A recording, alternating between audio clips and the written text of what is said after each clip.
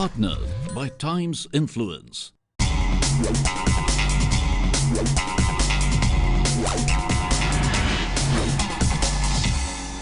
After recognizing great success with many major research-based initiatives such as best brands, promising brands, or for that matter, inspiring business leaders of India, etc., the Economic Times, along with its knowledge partner, Deloitte, is proud to announce the second edition of the Best BFSI Brands 2018 in continuation of its Best Brands series. Well, on that note, ladies and gentlemen, I'd now like to invite on stage Mr. R. Amalor Pavatan, who's the Deputy Managing Director with NABARD, to please come on the stage and also present the special address for the evening.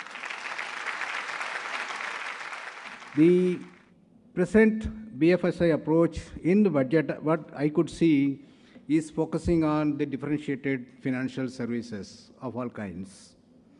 Because the focus is on MSME, agro-processing units, financial inclusion, delivery of bank-linked social benefits, and also a huge level of digitized financial transactions. These are all some of the things, the media through which the government is trying to address the problems of the supply side. On the institutional side, I see lots of initiatives coming up. Is basically a consolidation approach. The concerns are also there along with the consolidation. Is the risk levels of the banks and financial institutions are increasing and less understood. So everybody needs to pull up their stocks to understand what is it all about. Once again, discover what is the risk in which we are doing our business. The second important thing is the contract enforcements. There is lots of legal support that is required to enforce contracts. First time, the regional rural banks are onboarded and they are going to market in this current year. So that's initially a few banks will go and then we'll have to consolidate them more in order to meet the customer expectations, the investors' expectations also. The margins are increasingly under stress in a competitive environment. Each one have a different kind of a work model, the business models and the delivery models. Based on that, the margins available at different players is very much limited. So we need to learn improving the efficiency of our deliveries. The important consolidation process also includes India's and also the technological challenges. There's a lot more of technology applications have to come in. And in this consolidation process and the technology process, things have to be done at individual or corporate level very carefully. I think I just tried to highlight some of the concerns and challenges before you. And I would like to listen more from how our financial fraternity is trying to figure out their opportunities in this budget. Thank you very much for patient listening. Well, taking forward these perspectives, we'll now march ahead into our panel discussion on riding the wave of structural changes in the BFSI sector. What do you envisage as an evolution of the segment in which you belong to is coming in the coming decade? How is it going to pan out? All said and done, we are part of BFSI, but let me confess that general insurance is the youngest and the most native segment of this space. You know, most of you would have recognized a few general insurance companies in last year or two, perhaps. You know, the reason is very simple. It's a lifestyle product. It really emerges after people cross a certain threshold. People get into creating assets. That's where they really look at risk transfers. It's also a function of literacy. It's also a function of, you know, how much people believe in risk transfer, how much people are willing to pay for that. So awareness is a critical, you know, factor over here. It's something which I think will grow significantly in our country on a some relative comparative, I would say, evolution for us as an industry. You know, we are about 1,20,000 crore at just about 1% penetration to GDP. 1% is thanks to the government of India, which really gave crop insurance like an insurance scheme and not like a subsidy. That's why it touched 1%. Otherwise, it was languishing between, you know, 0.7 to 0.8 for good 16 years before this, from inception of or the liberalization of the insurance sector. So its structural inclusions are critical over here. Since it's needed by everybody, how are you going to deliver is a big question. How efficiently will you deliver is a very critical question. And eventually, can you sustain this or not, individual companies will continuously grapple. So I think it's a great opportunity, and that's how we expect the evolution to be. I think in the last 1 year, I think the asset management industry has been quite well represented in the press. The kind of unprecedented flows we have had has been a very clear counter to the FII money, which brings a lot of stability in terms of we are not dependent only on the FII perspective. Despite this large amount of growth that we have seen in the last 1 year, finally, when we sit back and think, we are just about 3.5% of the population who are investing today. So clearly miles to go. The good news is that the awareness levels are going up significantly.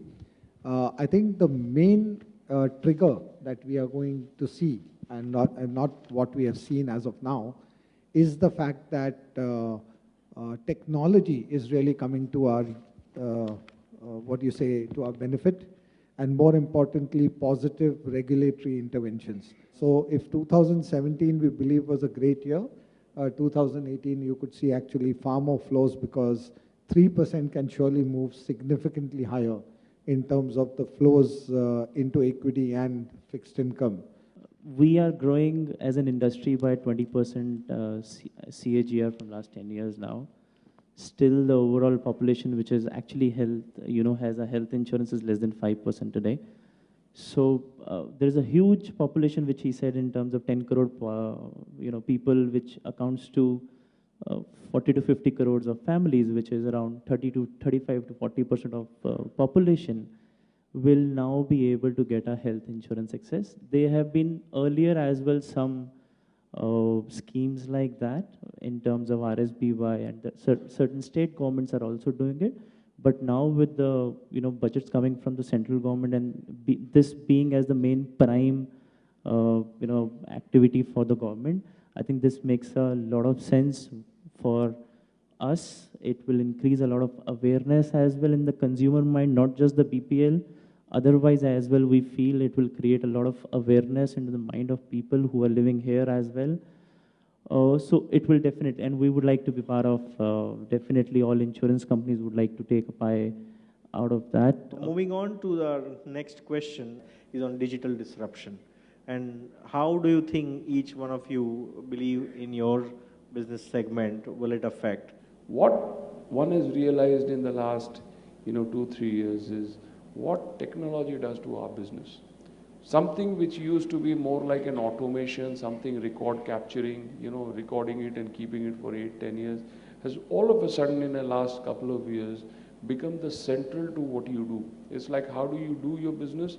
Most of the times now, I think we'll start is what technology will do first, and then do we have good people sitting on top who can take decisions. Structurally, the basic thing which has changed, two things rather. One, India is also becoming a part of a connected world. And then, resultantly, the customers are delivered the things on a real-time basis. So in some sense, the big disruption for us is, are we prepared, or our rules, our experiences are well calibrated to give an instant response to any situation? An instant response to a proposal, an instant response to a claim. Kailash, would you like to give? Well, in our industry, the interesting fact is that the digital disruption is happening mainly because of the consumer. We have no choice but to adopt to technology, and in a very quick manner. Whether it is on the sales front, whether it's on the servicing front, it's across the length and breadth of the organization. I think today what we need to realize is the value chain. The consumer behavior is changing dramatically. Earlier it was the 60-year-old father who was involved in the financial decision making. Today it is his 25, 30-year-old son or daughter who sits with him and takes that decision. The millennial. The problem is the father has the hour and a half to sit and have a discussion, talk politics, economics, and then talk of investments. The 25 to 30-year-old has no time for all that. They want a quick decision, they want it clean, cut, and deliverable, and they hate paper. And to that extent, the entire value chain of people who advise them, manufacturers like us who actually make products, we need to keep it into a 3-step simple process. So if we don't do that, the person who does that will actually win. And that, I think, is a big driving change that is happening on the technology side. Right, from your health insurance perspective, please. I think we are no different from any BFSI in terms of what disruptions can happen to all of us. What is the biggest thing which we feel will happen, especially in health insurance space today, which will change and which will get disrupted, is the change of behavior. Insurance has always been considered as the product is sold to the customer. I think the biggest disruption will happen now, and whereby today the customer is buying the policy. We will not be able to sell products to people. This is what I feel today. They will buy it basis various things. It is already happening. When we do a lot of surveys, etc., 40% of our customers today first go online, check Policybazaar, etc. Even then they buy from somewhere else, but still they do everything. That will also change, and that will also move towards that. So a lot of things happening. The issue of delivering insurance solution would have been there from the time society started, the time society will end. In fact, people being together was insurance. I think if we go back to the very basics of it. So insurance is trying to make good any loss which is happening due to unforeseen circumstances at any point of time. Technology is a tool to deliver it efficiently to the people there. I think that is what makes a huge difference. So let us say if 16 years back you had an automobile claim, you'd actually take the bumper, headlights to the insurance company branch. Can you think about that? And just 16 years back, Today you have an automobile claim, on the spot you get your money.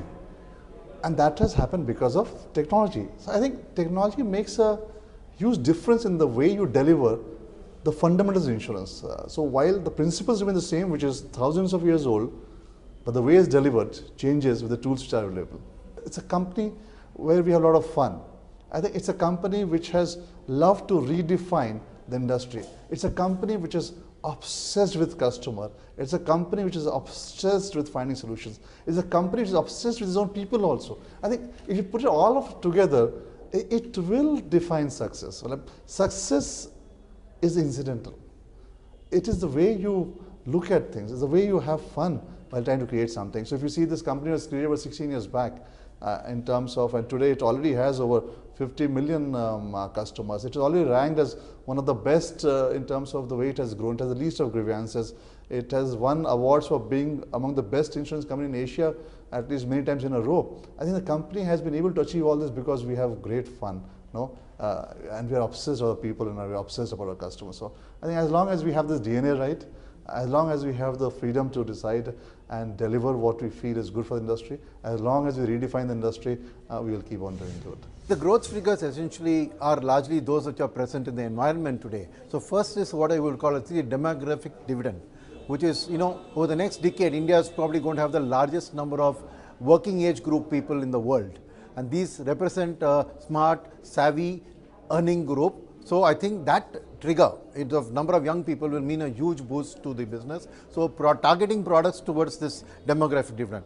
The second trigger which is happening is a shift from physical assets to financial assets. Historically people have put money in gold and real estate, but what we are seeing a very significant shift to financial assets because inflation is low, interest rates are low, so financial assets, like equities, are gaining traction. And today India's penetration there is about 9 to 10% of financial assets are in equities. In US and Korea and the rest of the world, it's at 30%. So there's this huge shift. The third thing happening, which is again tied to this youth effect and this financial effect, is the growing comfort with digitalization of the end consumer and of our pipe of the distributors. So I think the growth trigger, the shifting to digital, is probably the biggest trigger, because the ease of doing business, the cost of doing business, all of that is going to collapse, and we can expand our reach. Historically, we've built up 90 offices to reach our current reach, but I would say I can expand my base 5 to 6 times without adding any more branches. That's the power of digital. Over the next decade, what we will do is we have built up such a strong franchise, and this is a pipe, right? Essentially a customer pipe, we have a distribution pipe, and we have an investment pipe. So what we'd like to do more through the pipe, essentially to become a little more mainstream from this niche. So if we had equity, we'd like to add more debt. We are largely in small and mid cap, we'd like to add more large caps. So I would say, in a sense, to put that, is that probably doubling our market share would be a reasonably stiff target for us to target.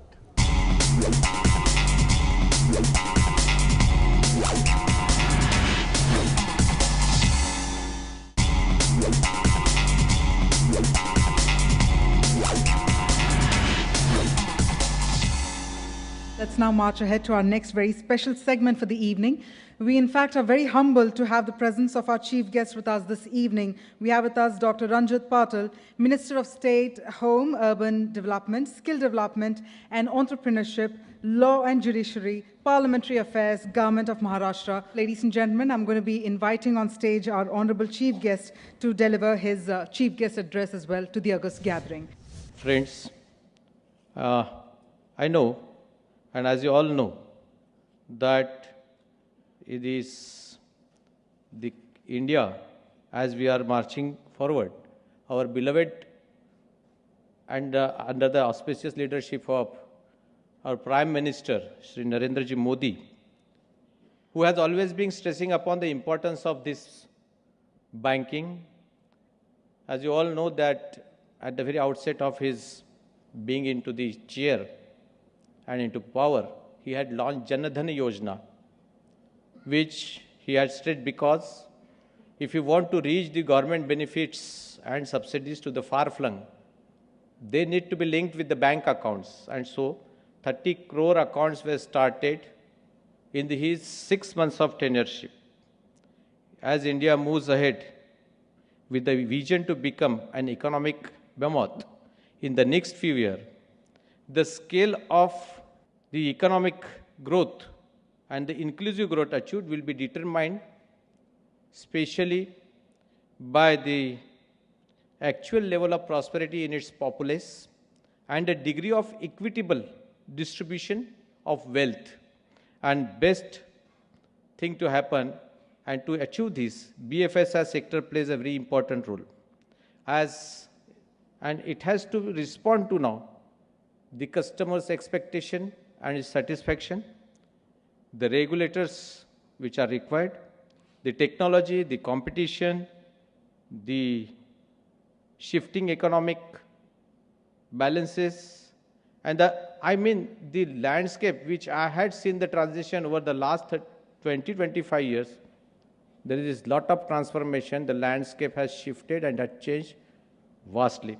Most of these things which we are using, like the scheme which we had launched, our flagship program, like in last 2-3 days of budget, you must have seen the Ayushman Bharat Yojana, which has been launched by the Prime Minister, which covers about 10 crores of family, that is expanding to the 5 persons in each family, that leads to 50 crore of these persons and the citizens of India.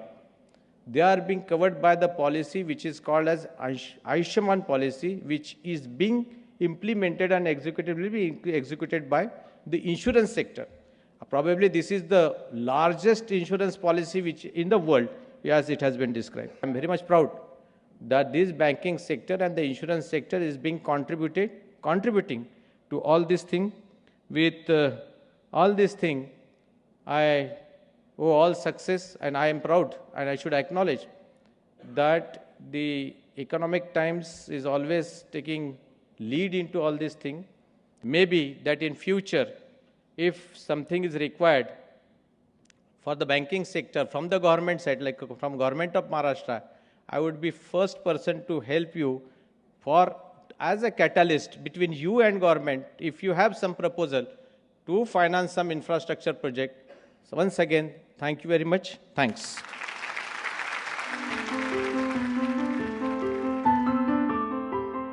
This was followed by the unveiling of a special coffee table book called Best BFSI Brands by the chief guest.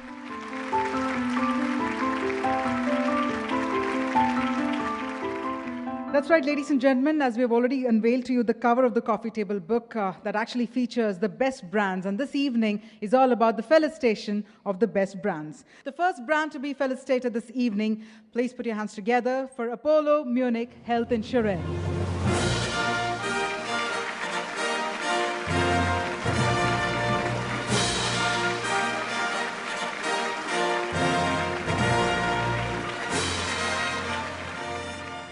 Moving on, ladies and gentlemen, the next brand to be felicitated is AU Small Finance Bank.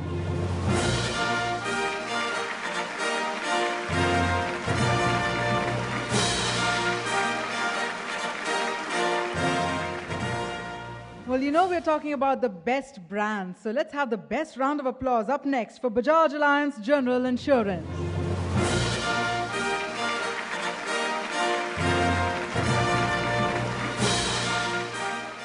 Well, the next brand to be felicitated this evening is Canara Robeco Asset Management.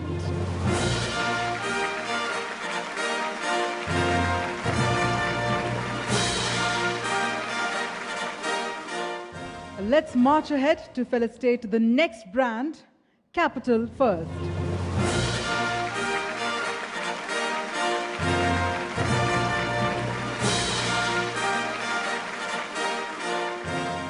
You see, BFSI is one such sector that is beaming with a lot of enthusiasm owing to transformation in the country. So let's have an enthusiastic round of applause for HDFC.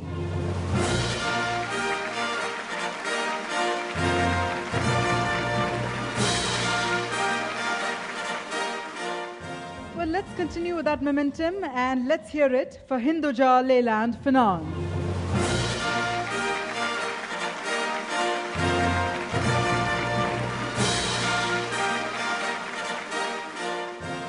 You know, sometimes we like the sound of the applause louder than the sound of the music. Can we have a loud round of applause for IIFL Wealth Management?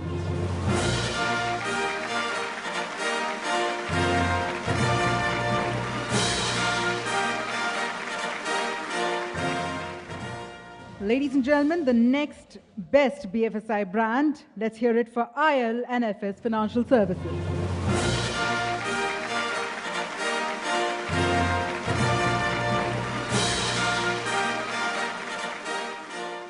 Well, moving on to felicitate our next best BFSI brand, let's hear it for Indian Bank.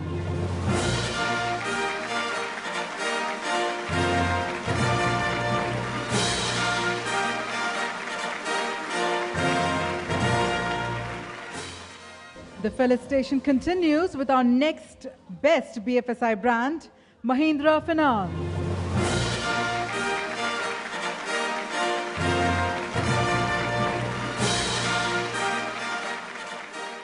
Well, up next, let's also hear it for Paisa Bazaar.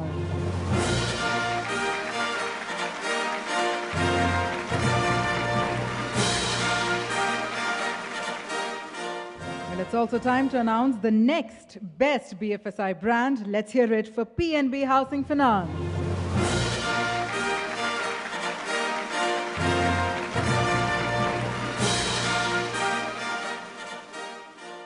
And on that note, can we also have a huge round of applause for our next best BFSI brand, Policy Bazaar.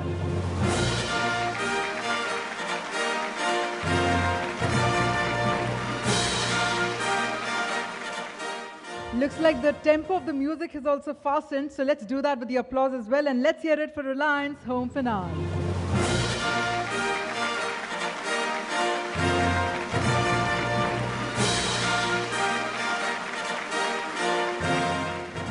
And yes, ladies and gentlemen, the applause will continue for RelianceSmartMoney.com.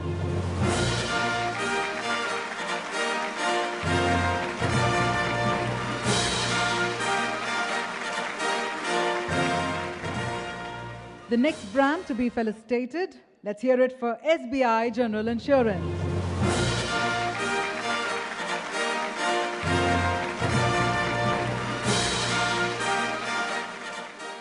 We'll take that enthusiasm and that momentum forward. Ladies and gentlemen, let's now have a huge round of cheer for Shri Ram Life Insurance.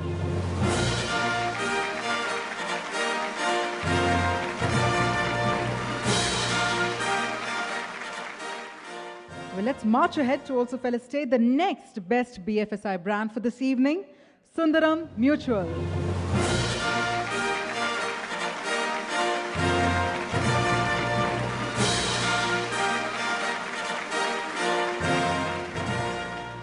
We're almost inching closer and closer, so let's have an energetic round of applause for the next best BFSI brand, Tata Capital.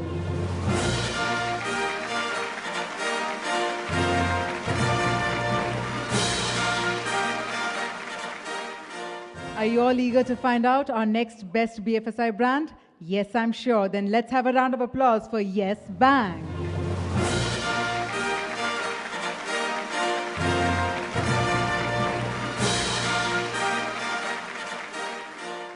And finally, ladies and gentlemen, the next best BFSI brand, which is also one of the best technology providers in the BFSI sector. Let's hear it for VMware Software India.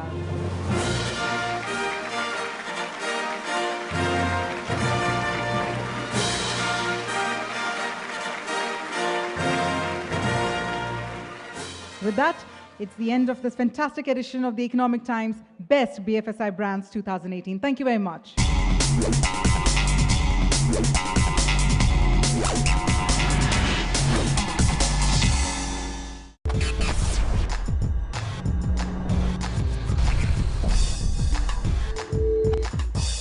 Partnered by Times Influence.